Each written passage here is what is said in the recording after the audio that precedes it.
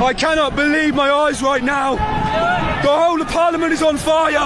नेपाल में संसद जला, नेताओं के घर जले, होटल जले और प्रदर्शन की चपेट में आए नेताओं के परिवारीजन भी जले। कुछ नेताओं को दौड़ा दौड़ा कर भी सड़कों पर पीटा गया।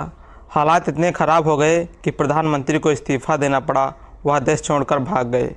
इस प्रदर्शन का कारण सोशल मीडिया ऐप बैन को बताया गया है, लेकिन ये एक अकेला कारण नहीं था।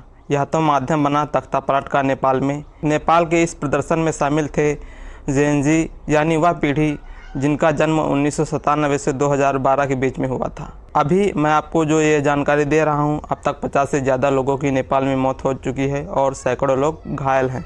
इसकी शुरुआत कहाँ, कैसे, किन परिस्थितियों में हुई और थोड़ा सा नेपाल के इतिहास के बारे में भी समझना होगा। तो चलिए शुरू करते हैं। नमस्कार दोस्तों, सत श्री अकाल, आदाब। मेरा नाम है जय कुमार। मैं स्वागत करता हूं आप सबका अपने चैनल सरझुज जानकारी में। ब्रिटिश साम्राज्य के दौरान भारत, बांग्लादेश, कनाडा, ऑस्ट्रेलिया और अमेरिका सहित 56 से अधिक देशों में ब्रिटिश हुकूमत रही, यानी ये सभी देश गुलाम हुए हैं। लेकिन नेपाल का नाम उन गिने चुने देशों में आता है जो कभी दूसरे देश के गुलाम या उपनिवेश नहीं बने। नेपाल जहां 2008 से पहले शाह राजवंश का शासन था, इसे समाप्त कर 2008 में एक अंतरिम संविधान बना। 2008 में नेपाल संविधान सभा ने राजशाही को समाप्त कर रामवरण यादव नेपाल के पहले राष्ट्रपति बने और जो नेपाल का वर्तमान संविधान है वह लागू हुआ था 20 सितंबर 2015 में, जिसने 2008 के अंतरिम संविधान की जगह ले ली।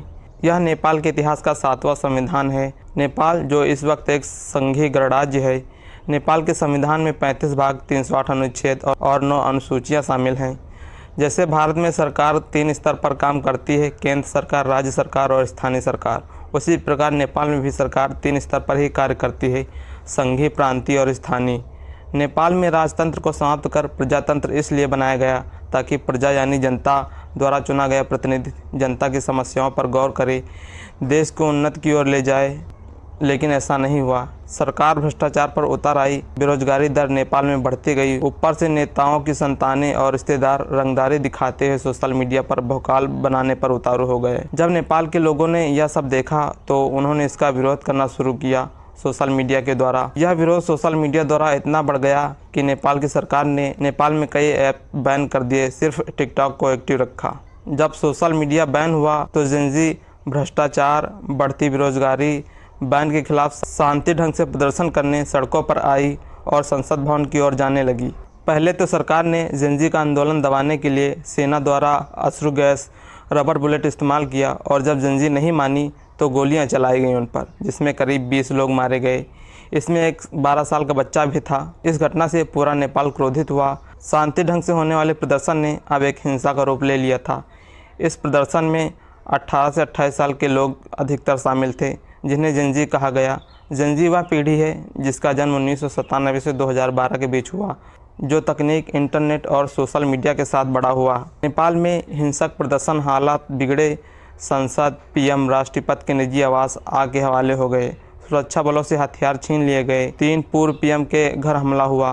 पूर्व पीएम झालानाथ के घर आग लगा दी। इनकी पत्नी राजलक्ष्मी चित्रकार गंभीर रूप से जल गई। पूर्व पीएम शेर बहादुर देउबा को प्रदर्शनकारियों ने उनके घर में घुसकर पीटा। सबसे बुरा हाल हुआ नेपाल के वित्त मंत्री विष्णु पौडेल का, जिन्हें सड़क पर दौड़ा दौड़ा कर पीटा गया। यह सब देखकर नेपाल के नेता नगरी सहम गए और इस्तीफे पर इस्तीफे होने लगे और देश छोड़कर वो सब भागने लगे।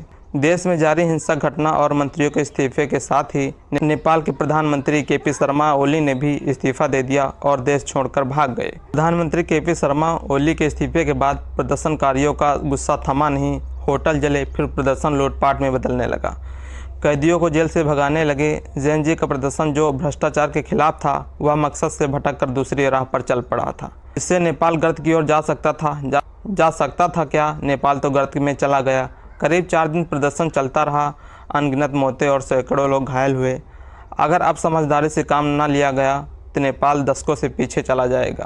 अंत में जेनजी कमेटी और शासन के बीच बातचीत करके नेपाल के भविष्य पर विचार किया गया। 12 सितंबर की शाम को सुशीला कार्की नेपाल की पहली महिला अंतरिम प्रधानमंत्री बनाई गई। राष्ट्रपति ने अगले 6 महीने के भीतर संसद का चुनाव करने का ऐलान किया।